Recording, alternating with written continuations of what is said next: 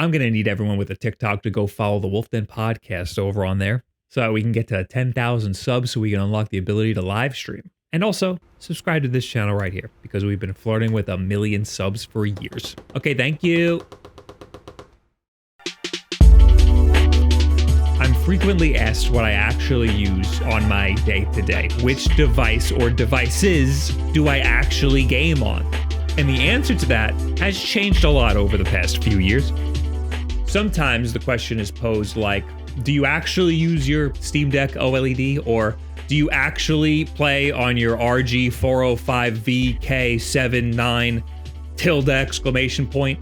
My go-to answer is usually, I review so many of these things, I'm never really sticking to just one. I'm usually swapping between whatever I gotta make a video on that week or month.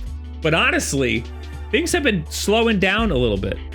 Partly because I rejected all the latest Ambernic stuff that they keep releasing. It's honestly been very refreshing. Thanks to reviewing so many of these devices, I do have the privilege of having a lot of options. So I figured it was worth talking about which ones stayed in my rotation much farther than the review period. Out of all of the devices, these are the ones that I still use daily or weekly for my personal use.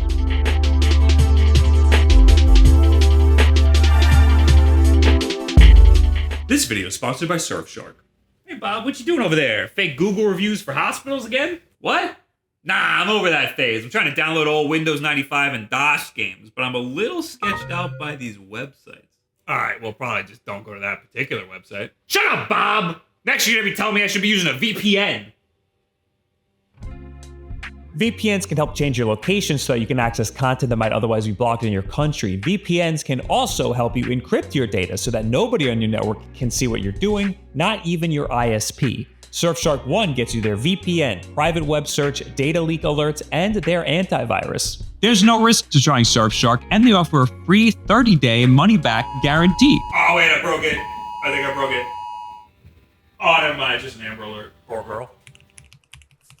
Secure your privacy with Surfshark. Get an extra 4 months For free at surfshark.deals/den. All right, thanks to Surfshark, I got the game that I wanted. This is the game that you wanted? Do you want Snood? I could easily get Snood. The hell was that? I think Snood finished downloading. Ah, never mind, they found her.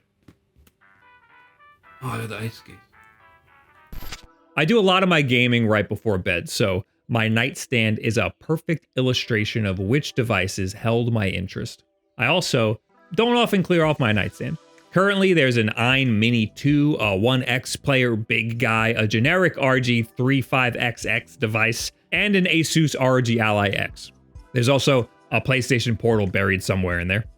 I'll do the quick ones first. The PlayStation Portal can be explained away pretty quick. This had the privilege of being my least favorite handheld of last year, which is a little unfair because it's not exactly a handheld. It's more of like a streaming only device, but it doesn't even do a good job of that.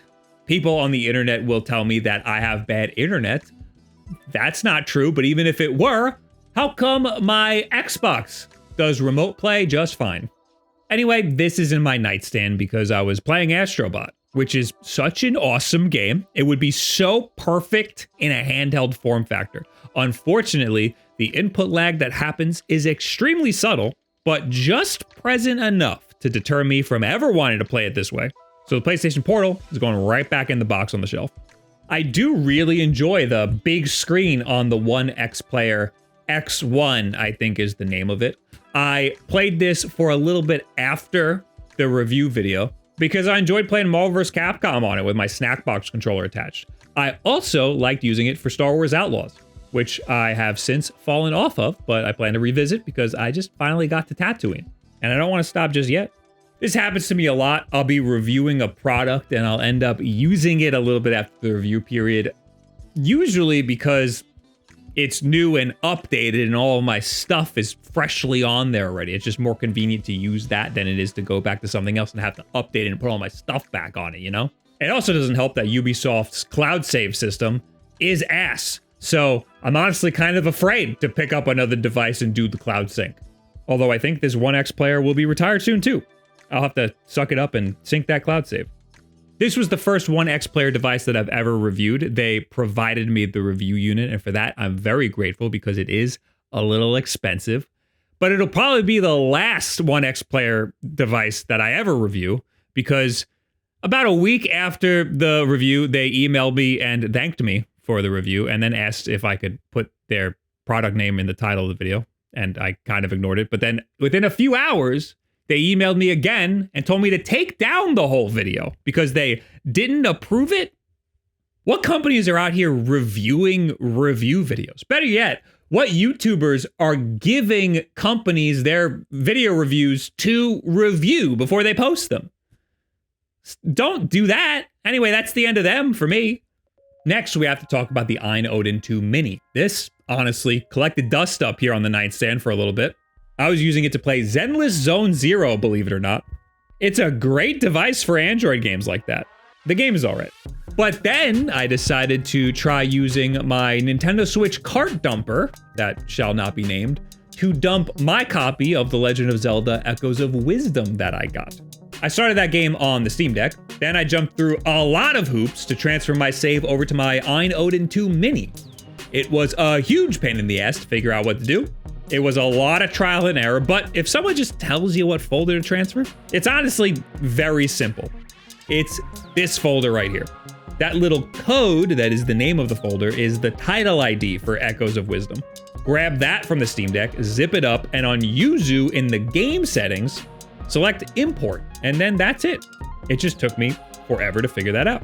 It honestly runs pretty amazing on the Steam Deck. The purple Rift has issues displaying, which could be a game-breaking issue if that matters to you. I was fine navigating around that. It doesn't run that great on the Odin 2 Mini. Here's a couple of the settings that I ended up tweaking. We're at accuracy level high, resolution 0.75 times, so it's 540p and 810p, which looks fine on this screen.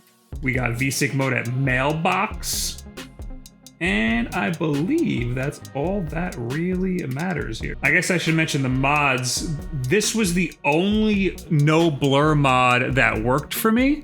I'll put a URL right here. Otherwise, the blur in this game is messed up, so this fixes the blur by removing it altogether. It's not perfect playing it on here, but it's surprisingly smooth. It's been a pretty great experience overall. I just think it's really cool to have this game on such a tiny device. I think this game is a perfect fit for a device this small, which should make sense. It's modeled after a game that was modeled after a Game Boy game. It's definitely a handheld game, and I actually rather enjoyed this game a lot. I'm not a big Zelda fan, and I kind of love how this game is essentially a big puzzle game, where you use your little gathered abilities to work through every aspect of the game. It's pretty sweet. But I also rather enjoyed getting it to work on forbidden hardware. I often enjoy the tinkering more than I do the actual game, and that's probably why I only spent 6 hours playing the game. I like my Odin 2 Mini a lot. It's not too big, it's perfectly pocketable, it's like the perfect size, and we can still see everything on its big, clear screen. There is a new Odin coming out called the Odin 2 Portal. I will not be getting that because it is essentially the same device, just big, and I don't much care for that because I like how tiny this guy is. Also on the nightstand, we have what I will call a 35XX device. Ever since my video on the Ambernic RG35XX SP, I've always had it with me in my bag. When I go out, I take a pair of headphones, my camera, a battery for my phone that I never end up using, and my 35XX SP. I recently made a video where I put Steam games on here, like UFO 50. I'll admit, this is not where I've been doing most of my UFO 50 gameplay. I usually just open my SP and pop in for a quick retro game session, then close it and move on with my life. I'm not really doing any serious play sessions on here, unless I'm on a flight or something, which is pretty rare. The SP has been my little companion console. The reason why the 35XX Plus is on my nightstand is because it's f***ed up. It won't turn on. And I've spent many hours one night trying to flash it over and over again to try to get it to turn on. People very frequently come into my Twitch chat and they will tell me I have a problem with my Ambernic console. It won't turn on. And my answer is usually try a different charge cable, try a different charger, try a different outlet, try a different micro SD card. And one of those things usually works for people. I tried all of that and none of that worked for me here. I even tried taking it apart and unplugging the battery and replugging it back in. I don't know what's going on. I've been through a lot of Anbernic devices, and honestly, one dud out of the plethora of Anbernic devices that I've tested really isn't that big of a deal. I'm just realizing how much these things are a pain in the ass to work with. This all stemmed from me trying to update the stock firmware with the new stock firmware. Now, no firmware will work on it at all. Lastly, I really do love my Steam Deck a lot, especially the OLED version. That screen is beautiful. But ever since installing Bazzite on my ROG Ally X, that has been my go-to for most PC games. I get the versatility of being able to use actual Windows if I need to, like for Star Wars Outlaws because of the Ubisoft launcher. But I also get the much more intuitive experience of using SteamOS for most games. The reason I love the Steam Deck is because of the ease of use SteamOS provides. Now, I have that here with my higher spec ROG Ally X. I just started playing Sonic X Shadow Generations, and I thought about playing it on the Steam Deck, but I opted to play it on the ROG Ally X running Bazzite because I wanted to stream it on Twitch, and I figured I can get roughly the same frame rate, but double the resolution on the ROG Ally X. I could just play the game on my PC, but streaming takes up a lot of system resources. Shadow Generations is not that graphically intensive, but it's intensive enough where I wanted to play it on a separate piece of hardware. And it runs great. Only around 50 frames per second at 1080p, but that's okay. I'll just pretend like I'm British. I have a video that goes more in depth on the Asus ROG Ally X running Bazzite, and I'll put that in a card right here. In fact, I have a video on pretty much all of the stuff that I talked about that will be linked in the cards over here. I was initially very skeptical about Bazzite. I thought it was going to be a huge pain in the ass to install with very little benefit. It's essentially just a UI. Well, it's safe to say it exceeded my expectations. There are a lot of little reasons why it has elevated my experience by a lot, and they all add up. Digital Foundry also just a couple days ago released a video on Bazzite running on the original ROG Ally. I was watching the Digital Foundry video and it confirmed something that I saw in my own testing on Bazzite in my own video.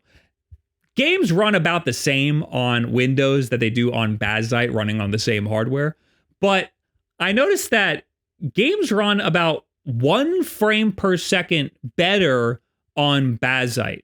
That's not anything to write home about. That's not a reason to upgrade your whole operating system. It's just a weirdly specific number. 1 frame per second? A lot of games were getting just 1 more frame. Actually, breaking news. I tweeted about this and Bazzite responded. I think it's mainly due to testing on handhelds, which are lower power. If you was to test on a desktop PC with more hardware headroom available, you'd likely see a similar boost in FPS by percentage, which would be hopefully more than 1 frame per second. Okay, that makes a little bit of sense.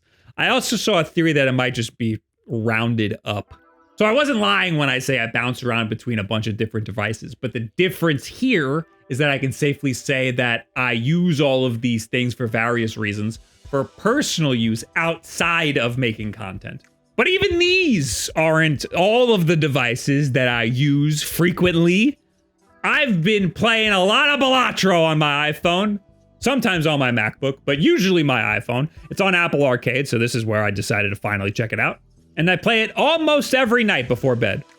I also play Valorant. That's about every other night on my gaming PC. This PC is a little old at this point. It's an NZXT H1 mini PC. It only has a 3060 Ti in it. I'm too lazy to put my 4070 Super in there.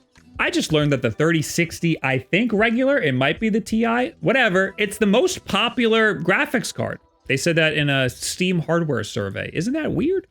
I play using this LG monitor that I got for a Best Buy sponsorship about 2 months ago. And it's the sickest monitor that I've ever used in my entire life. I also use this computer for UFO 50. But that's not exactly a great showcase of what this hardware is capable of. This game can run on a toaster. Or more accurately, a clamshell toaster. You know, before making this video, I probably would have told you that I didn't play a lot of games in my personal life. But I think that I just proved to myself that I play an adequate amount of games. Just don't ask me how many of those games that I've beaten. I'm working on them. I'll get to them.